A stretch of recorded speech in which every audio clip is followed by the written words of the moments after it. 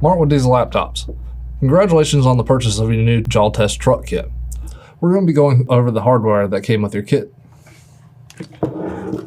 First off, we have our Panasonic Toughbook. This is a CF31 model.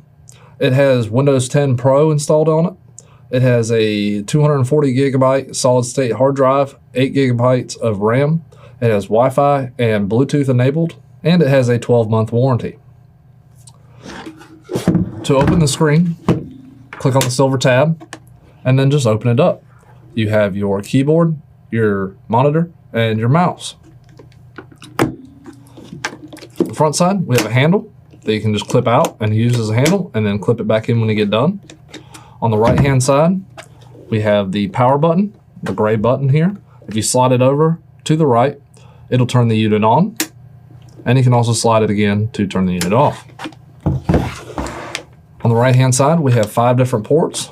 To open these ports, just push down on the black tab and then open the door. This first port here, we have an HDMI. Second, an Ethernet cable. Then we have 2 USB ports. And the place to plug in our AC adapter charger. That was included with your laptop. Just plug it in right here to charge your unit.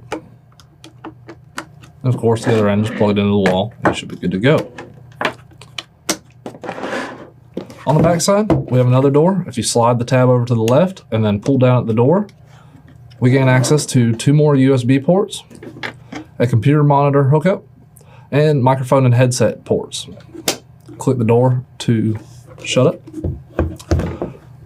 On the left-hand side of the unit, we have our battery box door. Just slide the power or the black tab down, open the door, and there's a tab on your battery. Just pull the battery out, and then to install, slide it in, and then shut the door until it clicks. Now let's move on to the communication box itself. When we open this up, we have our instructions on how to register your Jaltest kit. The registration process is very important. It must be done within the first 30 days of your purchase. If you're unsure how to do this, the instructions are here, or you can also review the video that is labeled how to register your Jaltest kit. The most important thing about the registration process is the activation code that comes in this kit. It's going to come in 2 different formats. The newer version of the communication box is going to have the activation code and Jaltest serial number on a sticker on the bag for the communication device.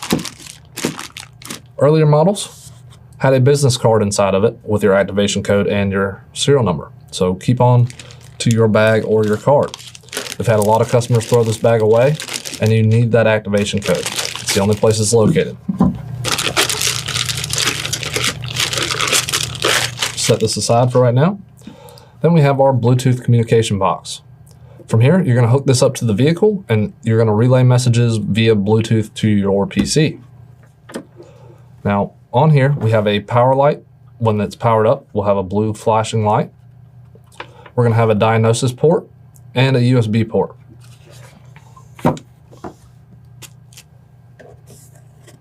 Safe range on the Bluetooth is 25 feet, plain sight. If anything happens to the Bluetooth though, if you're having trouble with it, you can always hardwire it to your PC. This is the most reliable method. Just plug the USB cable into your communication box and then plug it into the USB on your laptop. You will have to go into the software and set up the communication mode for USB from Bluetooth. If you're unsure how to do this, please reach out to tech support or review the video that I have labeled Performing a System Scan with the Jaltest software. We'll go into more details about that there. So our next cables that we have in our kit is a 9-pin. This is going to service your green and black and gray 9-pin connectors. Just plug it into the diagnosis port here, screw down the connectors, connect this to your vehicle, and you're good to go. So if you need to access a 6-pin vehicle, have your 9-pin installed, and then use your adapter cable set for your 6-pin connector. Just screw it on there, and now we can access our 6-pin vehicles. Next, we have an Obd2 connector. This will give you functionality to your Obd2 vehicles. You can just plug it in your diagnosis port, screw it in, And if your vehicle has an Obd2 connector, you can connect to it there. Thank you very much for viewing this video. I hope this was helpful for you. If you need anything, please reach out to our tech support at 888-983-1975, option 2. Have a good day.